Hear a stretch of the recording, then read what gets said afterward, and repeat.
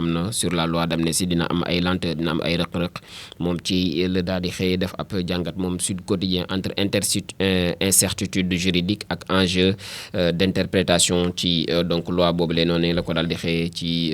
lu ni mel ñëwaat na ci bu baax a baax moom Sud Quotidien waaye wàllum éclairage ak docteur Yaya Niang moom spécialiste la en droit constitutionnel di leeral ci li nga xamante ni jamono ji moom mooy li ma yëgle léegi mooy vacances ci bopp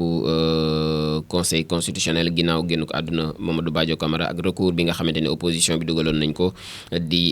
xeex li nga xam moom moo di interprétation bu loi d'amnistie bi ay leeral ci biir donc Sud Quotidien bu tey jëlee Vox Populi xëy na itam diaspora bi nga xamante ni dañoo àndee maanaam ci ab dëj la ñu nekk jamono ji insoutenable image yi nga xamante ni moom mooy bu Ngagne Mbaye moom ambulance sénégalais la bu ñu rey fële ca bu ñu boom fële ca Brésil donc ca Sao Paulo plus précisément dégg ngeen coow loolu la donc yaakaar naa fii ci commune bu Taïba Ndiaye la daal di dëkk ci village yooyu la moom mii di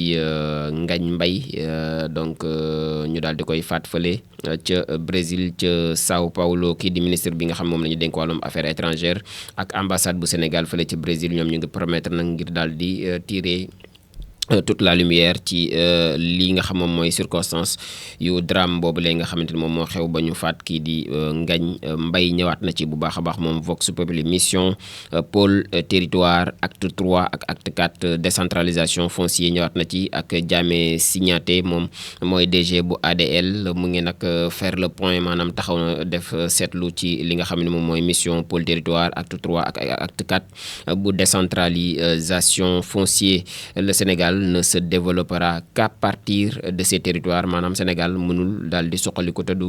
jëfandikoo li nga xamante ni moom mooy ab territoire am les collectivités de façon donc émiettée ne peuvent pas embrasser le développement d'où toute la pertinence donc des pôles territoires mu ñëwaat ci pôle territoire yi ak pertinence bi nga xamante ne am nañ ko ci collectivité territoriales yi waaye mu ni nag ces pôles territoires dañuy doon la stratégie économique pour daal di corriger li nga xam moom moo di disparité yi am entre Dakar ak les autres régions waaye le volet financement des collectivités territoriales n'a pas été au rendez-vous dans l'acte 3 de la décentralisation bi nga xam ni ci jamonoy Macky Sall la ñëw acte 5 bi ak wala acte 4 bi mu ne nag ay réformes ardi dinañ ko daal di xaarandi pour daal di enfin pour qu'enfin nos collectivités puissent à travers leur fiscalité répondre aux aspirations kii nga xamante ni moom moo di Diamé Signaté moom moo xamle lu ni mel moom mooy directeur général bu ADL doon def le point ci le Sénégal bi nga xamante ni daanaka mënul développer benn yoon wala sax li ko mën a développer dëgg-dëgg mi ngi ci ay territoire am mbirum Mansour Faye ci biir xët bu njëkk bu Vox Populi itam la machine wala bokk les machines de la police et de la gendarmerie tournent donc à plein régime jamono ji police ak gendarmerie ñu ngi liggéey bu baax a baax ci yenn dossiers yi Mansour Faye ak Jaraaf Youssou Ndoye ñu ngi leen xaarandi ni ki tey jii ca division des investigations criminelles ci suba gi lay daal di doon Abdou Nguer ak yeneen ñaar yoo xamante ni ay journalistes lañu yu Source A TV convoqué nañ leen à la SR ak ci fële ca gendarmerie waaye itam la sulfureuse Mbodja mi nga xamante ni mooy Mbodja Mbaye arrêté par la DSC ñëwaat na ci bu baax a baax moom mii di donc Vox Populi desani na itam ci li nga xamante ni moom moo di protection des droits des enfants maanaam aar ak sàmm moomeelu gone yi la donc le premier ministre mi ngi annoncé ay mesures draconiennes yi nga xamante ni daañu ko jël ngir daal di xeex li nga xam ne moom moo jëm ci wàllu mendicité di yalwaan gi ci mbedd mi surtout nag ci tout tànk yi ak l'adoption d'un nouveau code de l'enfance moom premier ministre Ousmane Sonko mi ngi yëgle lu ni mel ci Vox Populi desandi na si ci chat bu Y'en a marre mu ni après nag Fadel Barro ak kii di Aliou Sané chat nouveau coordonnateur moom lañ daal di fal coordonnateur bu yees bu Y'en a marre moom Thiat donc ñëwaat na ci bu baax a baax moom Vox Populi Walf Quotidien ci décès ci génn àdduna bu comédien bi di Moustapha Diop la daal di xëy le théâtre donc perd un monstre sacré moom Moustapha Diop ñëpp ràññee woon ko ci sa voix imposante donc ci li nga xamante ni moom moo di théâtre sénégalaise bi mu daal di génn àdduna moom mi nag Walf Quotidien ne nag théâtre ñàkk nañ jamono ji koo xamante ni ko amoon taxawaay la ci donc culture sénégalaise bi Walf Quotidien itam des na ci parti politique yi il passe la main joxe nañ loxo ñoom wala ñoom ñi donc di parti politique yi lu tax mu wax lu ni mel. Abdoul Mbaye ak Moustapha Niass montre la voie, ñu ngi wane yoon bi ñoom ñaar ñi la. Ibrahima Bakhoum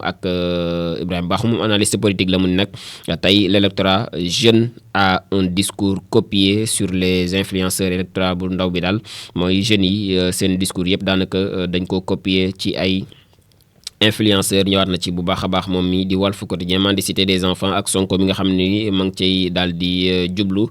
Sonko veut s'attaquer à la racine du mal. moom Ousmane Sonko ci wàllum yalwaanuk ndaw ñi le di xale yi tout tànk yi nekk ci mbedd mi di yalwaan ñëwaat na ci bu baax a baax moom mi di Walf Quotidien. Enquête Quotidien itam ci droit des travailleurs la xëyee muy àq ak yelleefu liggéeykat yi. péril sur la liberté syndicale ne daal ma ngay sooxewoo lool surtout nag li jëm ci wàllum liberté syndicale actuellement. bi nga xamante ni moom moo am ci wàllum représailles ñu ngi étouffer la liberté syndicale. waaye Cheikh Diop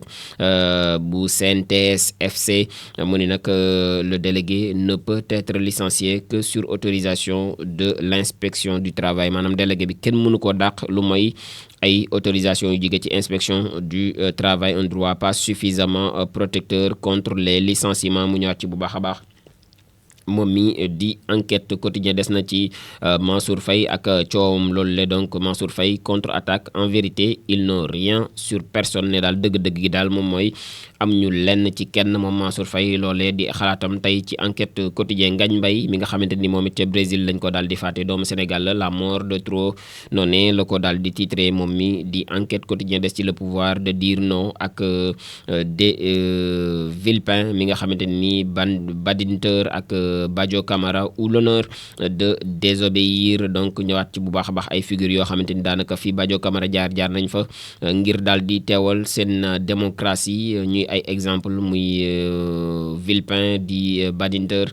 entre autres. donc ba moom Badio Camara dafay dugg ci cercle boobu la ñëwaat na ci bu baax a baax di ko rendre hommage moom mi di Enquête Quotidien. Les Échos yéene kaay itam des na ci convocation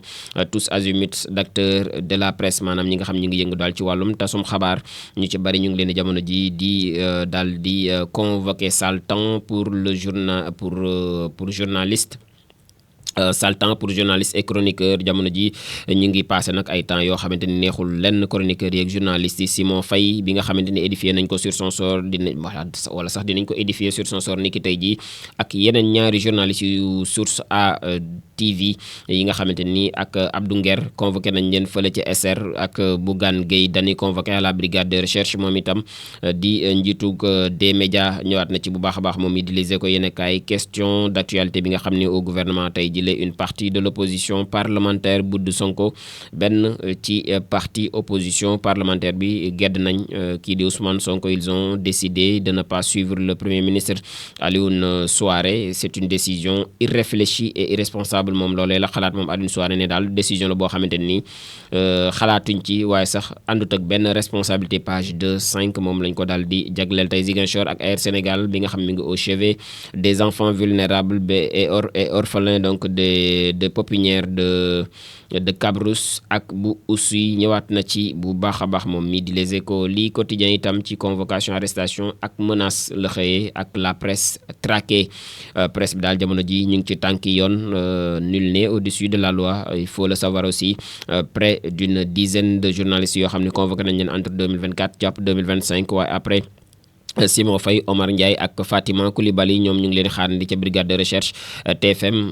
ak appel au boycott ak menace d'attaque yi nga xamante ni 2 personnes dañ leen cee daal di mujjee arrêté. ñëwaat na ci bu baax a baax moom mi ak jafe-jafe yi nga xamante ni ñam ni presse bi mi ngi wëy di ko daal di dund ginnaaw bi nga xamante ni empêché nañ ko mu daal di voyager moom Mansour Faye. convoqué nañ ko fële ca DIC. ñëwaat na ci moom lii quotidien waaye lancement de la vente de ces cartes de membres ànd nawle bi nga xam ni ñu ngi positionné wu donc dans l'opposition. moom dem na fari ca opposition bi moom ànd nawle bu kii di Maguette Sène maire bu Malicounda. Guy Marius Sagna itam ci biir journal bi sur les interdictions de sortie du territoire national sans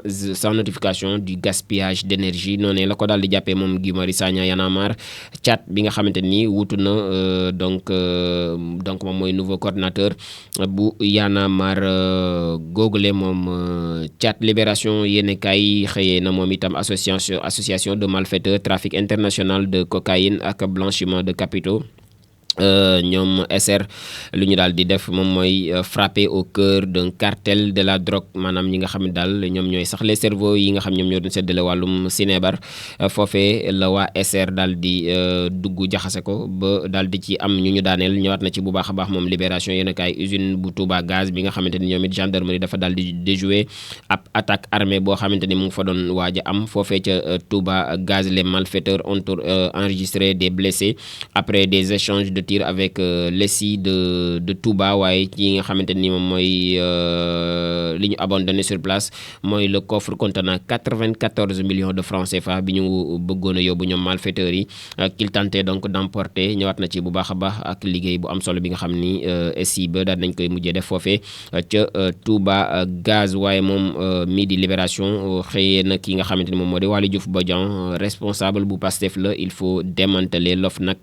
loolee la daal di waxati moom Waly Diouf Bodian daal nañu daal di démanteler kuréel gii di OFNAC l'arme de destruction massive de l'APR c'est l'enrichissement illicite il l'a si bien dit ci biir Libération yéene kaay moom Waly Diouf Bodian góor donc góor yi Mbodja moo ko wax góor yi baal ma dem duma ko wax l'Observateur Issa Bourré kii de bu ma ko waxoon toj dëkk bi allahu akbar l'Observateur ci mbirum officier Ibrahima yàlla bari sutura l'Observateur ci mbirum officier Ibrahima Dramé la daal di xëy le complot donc contre l'État laay jàll ko rek ñoom it lii dañ ko mën a bindee ci mbirum complot donc contre l'État tombe à l'eau loolee la daal di xëy moom l'Observateur donc ci mbirum complot en l'absence d'une entente avérée avec d'autres individus pour daal di déstabiliser réew mi le doyen des juges daal dinay abandonner la charge de complot bi nga xamante ni moom la ñu amoon contre l'autorité de l'État dans une ordonnance de non-lieu boo xam ne bu partiel rendu le 10 février l'ancien officier de la gendarmerie di Ibrahima Dramé moom jamono ji reste poursuivi pour des menaces de mort ak outrage yi nga xamante ni contre le général Moussa Fall moom la daal di doon def ainsi que les colonels Abdou Mbeng ak kii di Cheikh Faye tu m'as radié de la gendarmerie mais tu vivras pire noonu la ko daal di envoyé ab message glaçant bi nga xamante ni moom moo daal di déclenché loolee yëpp ñëwaat na ci bu baax a baax moom mii di l'Observateur ci coow loolu Waly Diouf Bodian ci biir journal bi les responsables bu Pastef la Serigne Bassirou Gueye ne poursuivra personne moom Waly Diouf Bodian moom moo ko wax ne daal Serigne Bassirou Gueye mi nga xamante ni nommé nañ ko donc ca bopp OFNAC ne du topp kenn mais nous pouvons le dégager Waly Diouf Bodian moom moo ko daal di wax dañ ko war daal di jëlee fa mu ne dañ ko war a daal di dégager loolee moom mooy mot bi nga xam moom la ñu daal di utiliser l'arme de destruction massive contre l'APR moom mooy OFNAC selon Waly Diouf Bodian Guédé aussi wala Guédé chantier ak 4 enfants yoo xamante ni d'une même famille périssent dans un canal fële ca Guédé chantier ñeenti ndaw tout tànk yoo xamante ni ñoo bokk benn famille ñoom ñoo ñàkk seen bakkan ci ab canal le témoignage bouleversant bi nga xamante ne am na ca bu Amadou Ba père de 2 des 4 victimes ñëwaat na ci bu baax a baax guerre commerciale ak la nouvelle donne américaine bi nga xamante ni mu ngi secouer le Sénégal ak sax toute l'Afrique donc ñëwaat na ci bu baax a baax moom mi ci page 3 moom l'Observateur fële ca ginnaaw raay benn comment benn étudiant daal di faat benn mère avec daal di faat sax yaayam ak benn bonbonne de gaz boo xamante ni moom moo daal di basculer dans la démence donc ñëwaat na ci bu baax a baax moom mi di l'Observateur ci xëtam bu njëkk tey le Témoin quotidien la ñu daal di jàll ci liberté d'expression fii ci biir réewum Sénégal la xëyee des lois à double tranchant muy samp laaj ndax liberté d'expression loi à double tranchant maanaam paakab ñaari boor la fii ci biir réew mi ñëwaat na ci bu baax a baax ci assemblée générale bi nga xamante ni en tout cas bu Y'en a marre bi la caat moom moo nekk nouveau coordonnateur bu mouvement boobee di Y'en a marre question d'actualité bi nga xamante ni tey Ousmane Sonko moo ko war a daal di taxawee ak gouvernement bi Sonko à l'Assemblée nationale ce lundi donc 14 avril 2025 marche de soutien au peuple palestinien bi nga xamante ni amoon na aussi fii ci Dakar une marée humaine donc daanaka mbooloo mi takku woon nañ lool ñëpp di soutenir waa Palestine ci donc li nga xamante ni moom mooy lu métti li nga xam ñu ngi koy dund jamono ji ñoom ak seen diggante ak Israël ñëwaat na ci bu baax a baax moom mi donc di Le Témoin quotidien 8e édition aussi bu Sierra bu Dakar capitale donc des énergies renouvelables ak 50e salon des inventions ak le Sénégal bi nga xam ne ngi briller fële ci Genève ñëwaat na ci bu baax a baax moom Le Témoin point actu la ñuy daal di jàll ci mendicité maanaam yalwaanuk ndaw ñi ci biir réewum Sénégal la xëy le pari risqué du premier ministre Ousmane Sonko moom daal ci la daal di bëgg a jublu moom Ousmane Sonko ngir daal di koy joyante bu baax a baax mu nekk nag un pari risqué selon point actu mu nekk ab situation boo xamante ni daanaka mënuñu koo daal di tolérer rien ne peut justifier cette pratique des kaddu yi kii di premier ministre Ousmane Sonko le premier ministre Abdoul Mbaye ak Souleymane Ndéné Ndiaye ñoom échoué woon nañ ngir daal di bannir cette pratique ñoom ñaar ñëpp jéemoon nañ ci di Souleymane Ndéné Ndiaye ak kii di Abdoul Mbaye waaye dañoo mujjee lajji loolee ñi nga xamante ñoo ngi ko doon def boycott du passage du premier ministre Ousmane Sonko fële ci parlement ba député bi di Tafsir Thioye mi ngi briser donc la symphonie je ne suis pas pour le boycott et je ne conseille pas aux collègues de boycotter moom Tafsir Thioye ne àndul ci boycott bi te conseillé wul ay collègues am ñu daal di boycotter donc muy sax di laaj on ne me l'a pas appris en politique ne daal du luñ ko jàngal ci wàllum politique moom Tafsir Thioye si certains préfèrent ne pas y aller parce qu'ils ont peur ou qu'ils ont été insultés alors autant démissionner ne daal bu ñenn ñi sax ragalee dem ci parce que dañoo ragal wala sax dañ leen ni saaga wala dañ leen ni boddi alors nañu daal di démissionné te tekki seen ndombam tànkum député moom Tafsir Thioye di ko xamle ci biir journal bi kii di Moundiaye Cissé sax di tontu ONG 3D l'opposition a tort de boycotter le premier ministre ne daal opposition bi nekkuñ ci dëgg ci bu ñu boycotter li nga xamante ni moom moo di premier ministre bi traitement judiciaire ak lundi d'audition tey ñi ñu interpellé bari nañ lool. Simon Faye déféré niki tey jii ca parquet de Dakar Abdou Nguer la ñuy xaarandi tey bu 10h jotee ca section de recherche ak kii nga xam ne moom moo di jaraaf Youssou Ndoye bi nga xamante ni dina jaraaf tey lu muy sol dina war a wuy ji moom it jaraaf Youssou Ndoye ñu ngi koy xaarandi incessamment donc ñëwaat na ci bu baax a baax moom mi di point actu direct news ak levée record de 405 milliards sur le marché domestique la daal di xëy Sénégal is back 405 milliards la ñu daal di relevé wala sax la ñu daal di amani ci ab levée record boo xam ne am na ci marché domestique bi donc ñëwaat na ci bu baax a baax République du Sénégal bi nga xam ne am na mu nekk un véritable exploit boo xam ñu ngi koy saluer par les milieux par les milieux économiques mu nekk aussi levée boo xam ne bu record la boo xam dafay prouver que le pays continue à inspirer confiance à cette et reste une destination solide pour les placements ak à moyen et à long terme. waaye itam nii nag dañuy daal di saluer la rigueur ak la gestion budgétaire bi nga xamante ne incarné nañ ko par le ministre des finances di Cheikh Diba ñëwaat na ci bu baax a baax ci levée donc de fonds googule ci marché domestique bi bu tolloog 405 milliards de francs CFA ci biir réew mi direct news ci la daal di xëy xaatim ci xëtam mu njëkk indépendance énergétique allumage de la centrale bu waaye bi ñëwaat na ci bu baax a baax fële ca Cap des Biches donc moom journal bi di direct news source ay itam ci chat bu Y'en a marre la xëyee chat un dur à cuire moom bombardé à la tête donc de Y'en a marre pour succéder Aliou Sané moom la daal di wut ci bopp coordination bu donc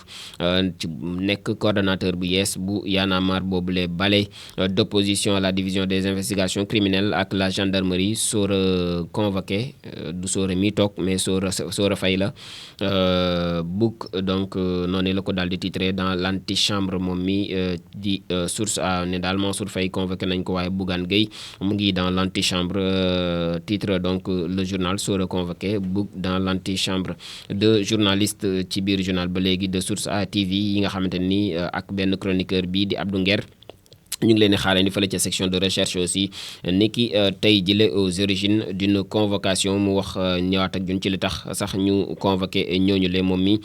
di source A le quotidien yéen kay conseil national à la sécurité alimentaire la xëyee pas de bol pour JP Senghor ne daal amul benn chance moom mi le directeur limogé par une note de service à la primature ak CNSA bi nga xamante ni ñu ngi déclassé en service donc rattaché au SG du gouvernement muy secrétaire général du gouvernement page 2 bu journal bi di Le Quotidien tey moom lañ ko daal di jagleel. Des na ci décès bu comédien bi di bu daaray Kocc bi Moustapha Diop pour l'éternité noonu la ko titré moom mi maître Doudou Ndoye ñëw itam moom it di avocat la loi interprétative n'existe pas loolee la daal di xamle moom mi di avocat di maître Doudou Ndoye sénégalais tué à Sao Paulo Yacine Fall mu ngi promettre la lumière ne daal dinañ ko leeral moom mi mu nga xam moom la ñu dénk wàllum affaires étrangères yor bi itam des ci kaawu Waly Diouf Bodian sans détour moom daanaka sans langue de bois lay def lu mu xalaat da koy daal di wax il faut dissoudre l'OFNAC afin de poursuivre les délinquants financiers de l'APR protégés par la loi de Macky Sall ne daal nañu màbbal OFNAC ngir mën a topp délinquant financiers yi nga xamante ni ñoom ñoo fare ci APR te Macky Sall doon leen protéger ak loi boobule ñëwaat na ci bu baax a baax moom mi ci xëtam bu njëkk tey yor bi ak Waly Diouf Bodian pénurie d'eau fële ca Daaru Mbap ak la population bi nga xam ne ñu ngi rabattre ci ab fële ca Gambie pour daal di wut foofee ndox ñoom fa la ñu mujjee daal di dem fële ca Daaru Mbap donc ñëwaat na ci bu baax a baax moom mi di yor bi l'info quotidien itam ci développement du Sénégal à partir des territoires la daal di xëy la solution de àndu nawle bu Maguette Sène ñëwaat na ci bu baax a baax ci lu ni mel coopération décentralisée ak le maire de Podor fële ca Meknès la daal di dem pour un partenariat dynamique avec les Marocains moom mi donc di Racine Sy ñëwaat na ci bu baax a baax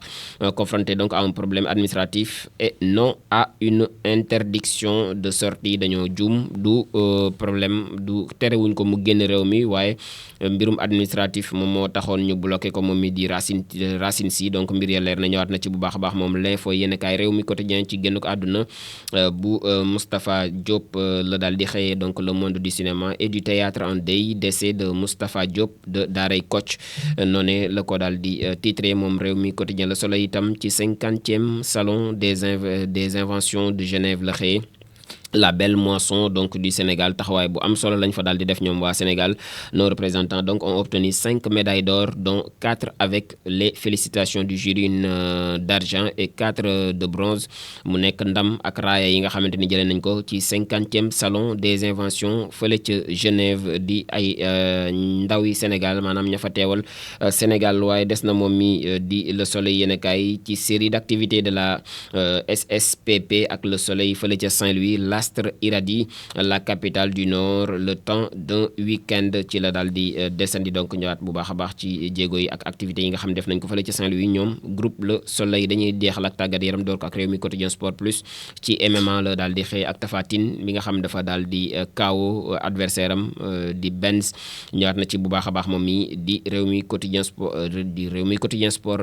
plus Ligue 1 ak coup de gueule bu Habib Beye Abdallah Sima buteur avec Brest ñëwaat na ci bu baax a baax jàll ci wiw sport itam ci Yehvan Diouf la daal di xëy moom infranchissable ñaxate solide ciment en feu di doomu Sénégal yi nga xam ne jamono ji ñu ngay tukkal fële ca Ligue 1 bu français bi donc handball ak Massoud Faye bi nga xam mi ngi fait le point sur maanaam mi ngi en tout cas jàngataat stage yu gaynde yu jigéen yi ci wàllum handball ci waajal mondial bu handball boobu le MMA ak les combattants sénégalais yi nga xam ne imposé nañ leur loi fële ca Lomé ca Togo donc nga ñeel guddi gi nga xam ni Eric Favre Nation moom moo fa daal di amaloon daanaka ñoom ñëpp dañoo daal di am ndam Ligue 2 ak l'AS Douane bi nga xam ni moom moo gagné Dakar Université Club ñëwaat na ci bu baax a baax moom journal bi Les Tribunes itam des na ci Tribune Sport des na ci 19e journée bu Ligue 1 bi TFC à 2 points de la zone rouge de Le Jaraaf freine Agel donc ñëwaat na ci bu baax a baax record yéen kaay la ñuy daal di daanale moom record ci moom it Ligue 1 sénégalaise bi la daal di xëyee 19e journée Jaraaf se détache Gorée Kal Agel chute Ligue 2 ak Stade de Mbour bi nga xam ne mi ngi conforté son fauteuil de leader ñëwaat na ci bu baax a baax CAN U20 Égypte 2025 tirage au sort ba daal dinañ mujjee am ak yu groupe ya donc Ghana Centrafrique ak RD Congo pour le Sénégal moom mooy poule bi nga xamante ni ci la Sénégal daal di bokk ñeel CAN U20 yi ngalawaay bu leen jaar fa U17 ya jaar défendez vos titres les Lionceaux mu nekk li nga xamante ni moom moo gën a fës tey ci yéenekaay donc di le lundi 14 avril 2025